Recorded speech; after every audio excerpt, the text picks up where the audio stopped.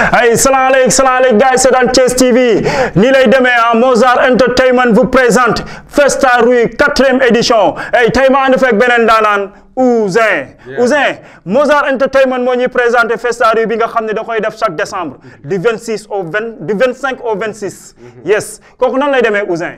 C'est la 4e édition donc du Festa Rue. Festa Rue initié par Mozart Entertainment. ngeen koy am du 25 au 26 décembre 2020. fii lay xewee sur Thiès TV télé gox bi ak programme bu alléchant programme bu cool sama gars yi. mais man le 25 lay doon ba le 26 le 25 nan lay demee DJ Ouzin. Déjà le 25 dinañ am la cérémonie officielle. di ngeen ko am fii nii suivi d'un panel. panel bi ki ngay animé mooy le professeur Babacar Diouf nekk professeur en sciences économiques également président directeur général de la mutuelle nationale des acteurs culturels du Sénégal. war a waxtaanee thème bu am solo.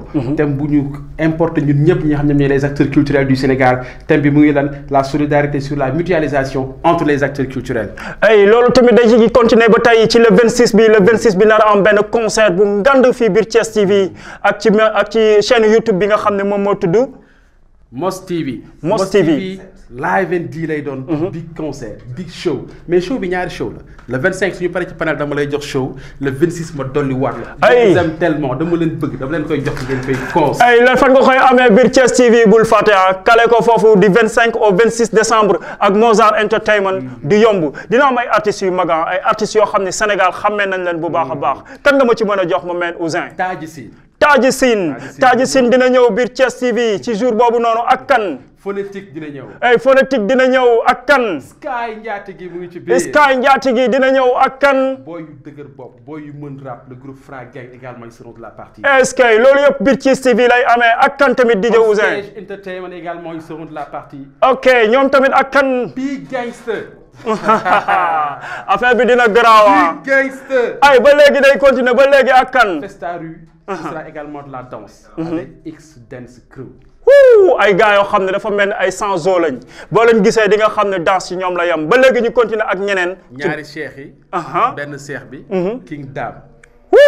ba léegi ñu continuer ak kan tamit. ce sera également de la poésie. ce sera des textes. des vers ay affaires à n'en plus finir. avec waa Slam Thiès mais am na affaire bu gën a cool bu ciy ñëw. mooy lan Ouzin. le retour des anciens. Le retour des anciens. di nga ci am waa Sikki Saka je veux nommer Amassi. di nga am Baye Ndomba Ji di nga am MC Malick. man Mif le Roi sax boo moytul ma ñam. Mif le Roi. amul la ne jaajëf nii lay demee biir Thiès TV gars yi xaar leen ko du 25 au 26. Mos TV 7 ngeen koy am live and di.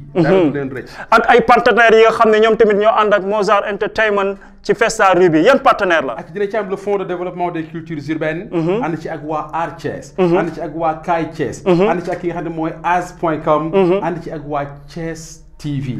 dina ci ànd également ñi nga xam ne ñoom ñooy Clap Africa. Clap Africa waa AG9 ñu ngi ci biir également Sams Prestige. ay Sams Prestige boo bëggee lekk gu neex ki foofu rek la bége.